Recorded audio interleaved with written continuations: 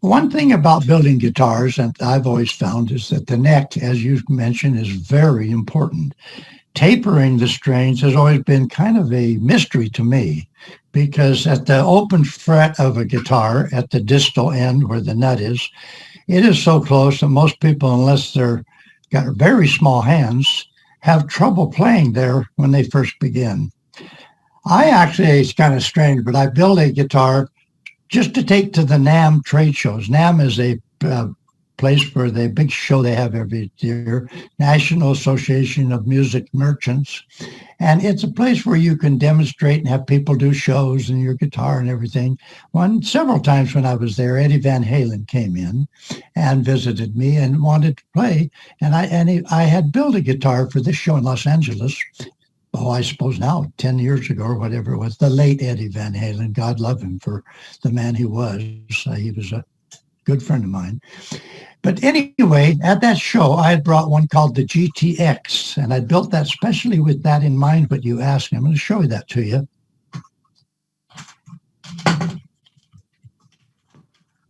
This is actually the GTX that I built, and it was built with a lot of things. So I'll bring it up a little, kind of bring it down and show you the whole. It's a neat instruments, kind of got that symmetrical look to it. But if you notice that it's a nut, if you look real close, the nut is just the same width as at the bridge.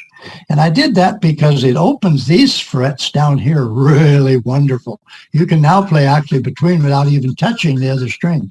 And how I compensated for that was, since I had more width here, I just took more wood off the back, and it made it very nice to play here. When you play it here, and wow, you have no problem with an F chord or a C chord. Your fingers don't even touch the other strings.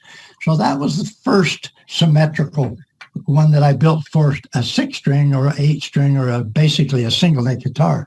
As the touch guitar, as you've seen before, it has a symmetrical neck on the upper neck, and it actually has a very wide nut on the bass side, but not completely full symmetrical like this one is. I'm going to put this back away now. That instrument is actually built for tapping and also playing. It has regular commercial DiMarzio pickup at the neck, and it has a hex mute, we call them, individual pickups at the bridge.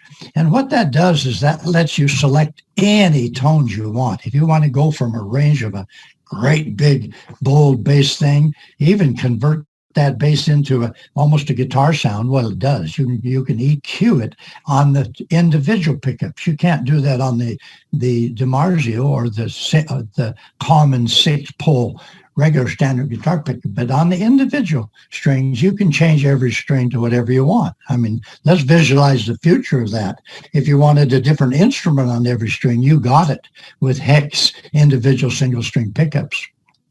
So I had solved that because as I was sliding up and down the neck on my touch guitar, I would find that it was difficult to play tight down here anyway. I had to have the width of my finger and make sure that the fret, when I played this way or this way, because I play symmetrical and horizontal to the frets and the fingerboard, I had to be sure to be able to slide all the way up the neck, because on the touch guitar, whereas it's electronically muted and turned off all the time until you have your fingers on the string you're playing or touch them to the fret, you have to have that control. First, you need more volume. As we all know, all of us that ever played on a standard a guitar and tried to play touch system or tapping, as the great players that have done that.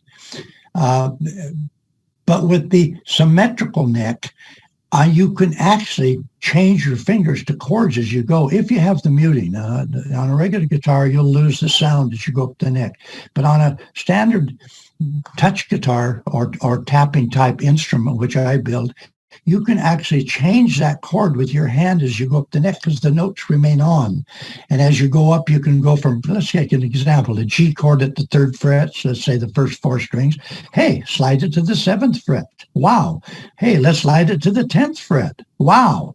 Now let's not even just keep our fingers going. Let's go up to the 15th, I guess it is. You have to correct me on that. Fret, and you taken 4 versions of the F chord and never lifted your finger off the hand. That's why symmetrical is going to come into being in the guitars very big in the future, because it lets you have steel guitar, plectrum guitar, almost everything you would ever want, and set in a symmetrical parallel type string is very, very, very important, because that lets you turn your hand this way. It lets you turn your hand this way. It lets you then add your bass, especially on the double neck, like the Do Electric or the touch guitar, which I built. It lets you have the full range of a bass that can be cued to anything you want. You can have guitar there if you want it, or you can cue the guitar the same way low to sound like a bass. When you have control of the pickup itself and that string, you can do so much with it.